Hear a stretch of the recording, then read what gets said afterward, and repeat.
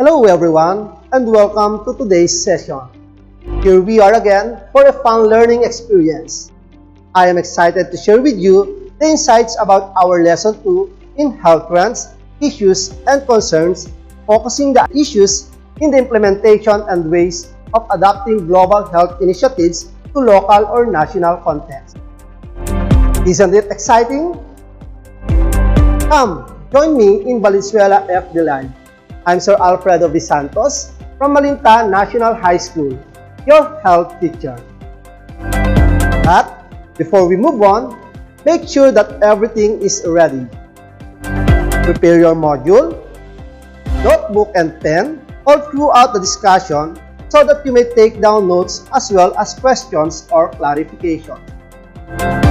Before we go further, let me remind you with our online etiquettes. First, come on time. Make sure that you log in your account and follow the given schedule. Find a comfortable place where you can concentrate on your online class. Prepare the needed materials like paper and pen, gadgets, cell phone, and a steady internet connection. Maintain respect to other learners' opinions and comments. Be polite when posting your own comments. Be part of the class. Participate during the live stream discussion. You can type your answers in the comment section. I hope everyone will be guided by the rules for us to maintain order during our session. Allow me to give you the competencies that you will develop throughout our discussion. At the end of the lesson, you will be able to analyze issues in the implementation of global health initiatives and recommends ways of adapting global health initiatives to local or national context. Let us begin our learning journey by checking your idea about global health initiatives with this activity entitled What I Know. Your task is to read the given questions and choose the letter of the best answer. Let's now have number 1. Which of these international organizations is the chief body responsible for providing leadership on global health, setting norms and standards, and providing health support to countries around the world? A. International Committee of the Red Cross. B. United Nations Health and Life Insurance. C. World Bank. D. World Health Organization. Time starts now.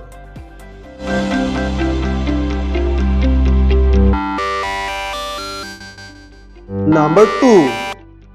Which area recorded the highest death rate among children aged 5 years and below? A. Africa. B. East Asia and Pacific. C. Latin America. D. South Asia. Time start now.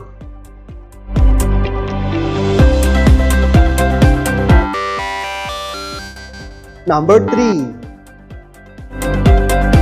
Which disease is the leading cause of death among people who live in developing countries? A. Heart disease. B. HIV/AIDS. C. Malaria. D. Respiratory diseases. Time starts now.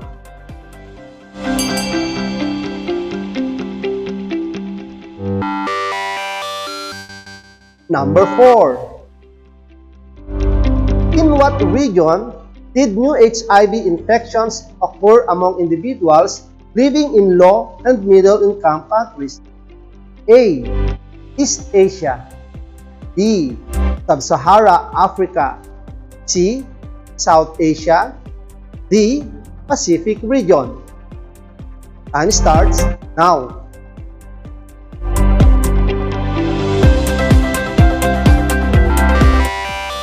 Number 5. Which lifestyle disease is the top leading cause of death worldwide? A. Diabetes. B. Heart disease. C. Hypertension. D. Stroke. Your time starts now.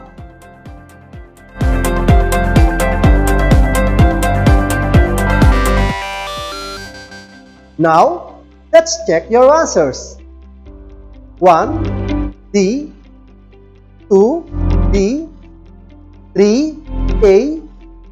4. B. 5. B. Did you get all the answers correct? Excellent! Are you familiar with these logos?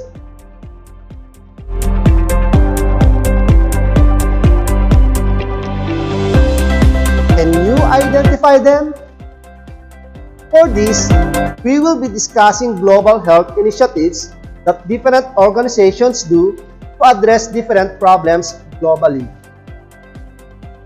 The year 2020 was a devastating year for global health. A previously unknown virus raced around the world, rapidly emerging as one of its top killers, laying bare the inadequacies of health systems. Today, health services in all regions are struggling to both tackle COVID-19 and provide people with vital care. In another blow, the pandemic threatens to set back hard-won global health progress achieved over the past 2 decades in fighting infectious diseases and improving maternal and child health. So in 2021, countries around the world will need to continue to battle COVID-19.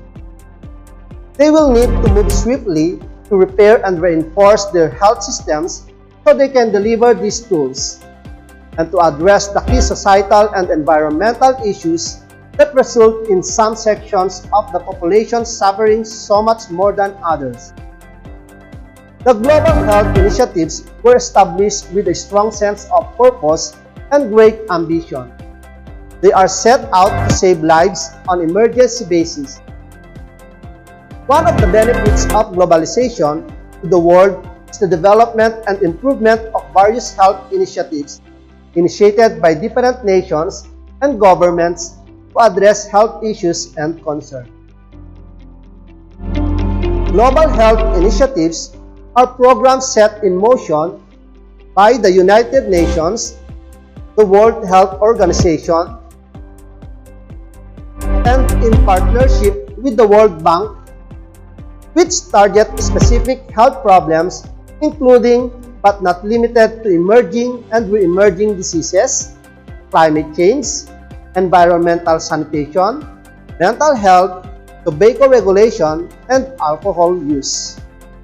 The World Health Statistic 2020 summarizes recent trends in life expectancy and reports on progress towards the main health-related Sustainable Development Goals and associated targets. It also assesses the current availability of those data and describes how World Health Organization is supporting countries to improve health information systems and global health security. The 2020 edition also includes 4 indicators relating to poliomyelitis, hypertension, and obesity in adults and school-aged children. The United Nations Sustainable Development Goals, or SDGs, also known as the Global Goals, are 17 goals with 169 targets that all UN member states have agreed to work towards achieving by the year 2030. They set out a vision for a world free from poverty, hunger, and disease. Health has a central place in Sustainable Development Goal 3, ensure healthy lives and promote well-being for all at all ages, underpinned by 13 targets that cover a wide spectrum of World Health Organization's work. Almost all the other 16 goals are related to health or their achievement will contribute to health indirectly. The Sustainable Development Goals aim to be relevant to all countries, poor, rich, and middle income, to promote prosperity while protecting the environment and tackling climate change. They have a strong focus on improving equity to meet the needs of women, children, and disadvantaged populations in particular, so that no one is left behind. This agenda builds on the Millennium Development Goals, which were 8 goals that UN member states signed in September 2000 to achieve targets to combat poverty, hunger, disease, illiteracy, environmental degradation, and discrimination against women by 2015. The Sustainable Development Goals were born at the United Nations Conference on Sustainable Development in Rio de Janeiro in 2012. The objective was to produce a set of universal goals that meet the urgent environmental, political, and economic challenges facing our world. The Sustainable Development Goals replaced the Millennium Development Goals, which started a global effort in 2000 to tackle the indignity of poverty. The Millennium Development Goals established measurable, universally agreed objectives for tackling extreme poverty and hunger, preventing deadly diseases, and expanding primary education to all children, among other development priorities. For 15 years, the Millennium Development Goals drove progress in several important areas: reducing income poverty, providing much-needed access to water and sanitation, driving down child mortality, and drastically improving maternal health. They also kick-started a global movement for a free primary education, inspiring countries to invest in their future generations. Most significantly, the MDGs made huge strides in combating HIV/AIDS and other treatable diseases such as malaria and tuberculosis. In the Philippines, aligned with the global health initiatives of the World Health Organization, the government launched the All for Health Towards Health for All, or Lahat para sa Kalusugan, Tungo Kalusugan para sa Lahat, a long-term program as part of the Philippine Agenda in 2016 to 2022, which has the following goals: financial protection. Filipinos, especially the poor, marginalized, and vulnerable, are protected from the high cost of healthcare. Better health outcomes. Filipinos attain the best possible health outcomes with no disparity. Responsiveness. Filipinos feel respected, valued, and empowered in all of their interaction with the health system. Other health programs implemented in our country in accordance to Philippine Health Agenda in 2016 to 2022 are the following: universal health coverage, strengthened implementation of Responsible Parenthood and Reproductive Health Law, or RPRH, war against drug, additional funds from PAG4, which is expected to be comprehensively implemented by the year 2040. While in battle of COVID-19, the executive body of the Philippine government organized the Interagency Task Force, or IATF, which is the primary task is to respond to affairs concerning emerging infectious diseases such as COVID-19 in the country. This is in partnership with other stakeholders such as medical frontliners, police, education sector, NGOs, and many others. Apparently, the factors that delay or hinder the full implementation of health initiatives. Globally, according to the World Health Organization, as of January 2020, the top 10 health challenges we have are as follows. 1. Climate crisis, which worsens malnutrition, respiratory disease, infectious, cancer, and even kills people with pollution alone. 2. Healthcare delivery in areas of conflict and crisis. According to World Health Organization in 2019, the organization's highest response to disease outbreaks was needed in countries with prolonged crisis or war. This posed threat to healthcare delivery to people. 3. Healthcare equity. Based on studies, there is a big difference between the life expectancy of people living in low and high-income countries. 4. Access to treatments. About one-third of people across the world lack access to essential health products such as diagnostic tools, medicines, and vaccines. 5. Infectious disease prevention. Infectious diseases such as HIV, AIDS, and other continue to spread across the world because of weak health systems in endemic countries and insufficient funding. 6. Epidemic preparedness. Airborne diseases and highly infectious viruses are inevitable, but most countries focus more on responding to the disease rather than prevention. 7. Unsafe products. One-third of today's global disease is attributed to lack of food, unsafe food, and unhealthy diet. 8.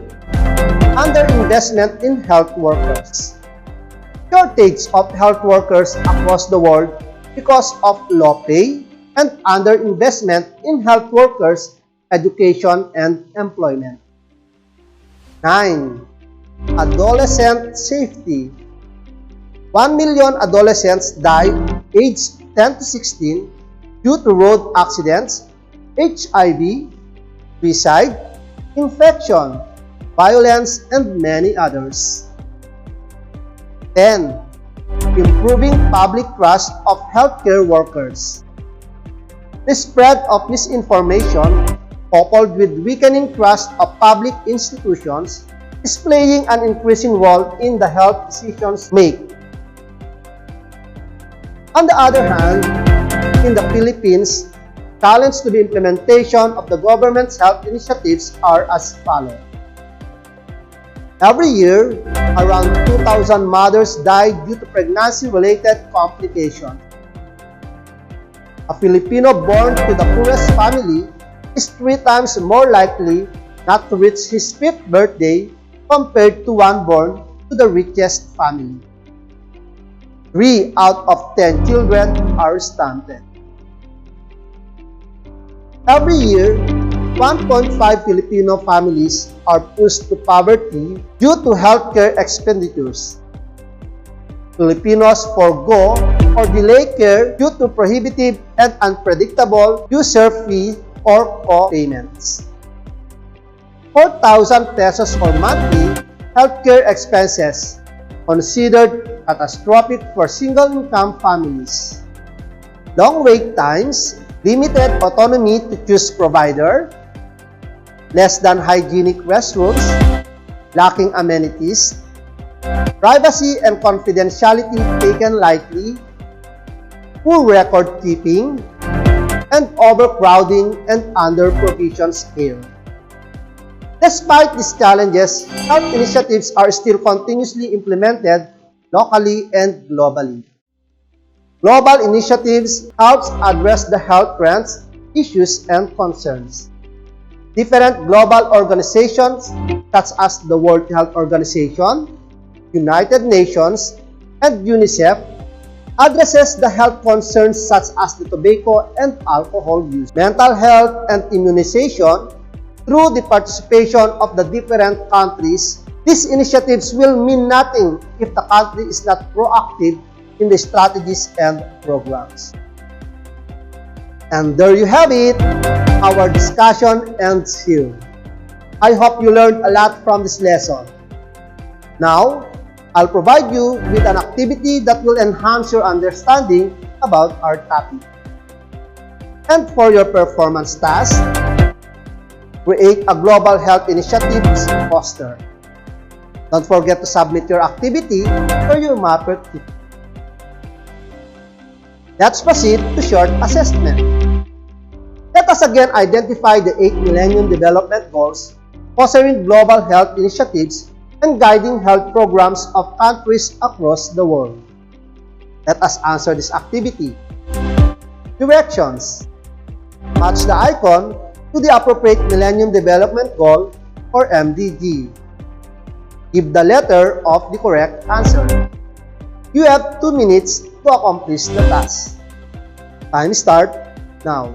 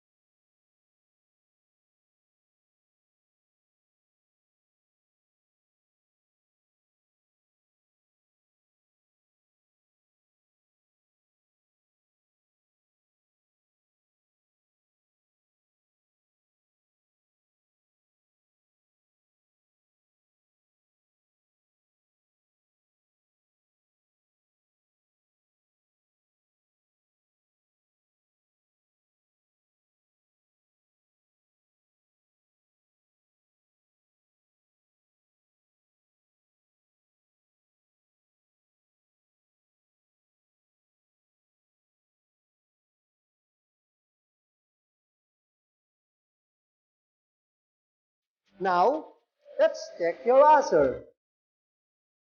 1, D, 2, A, 3, B, 4, F, 5, C, 6, H, 7, E, 8, E.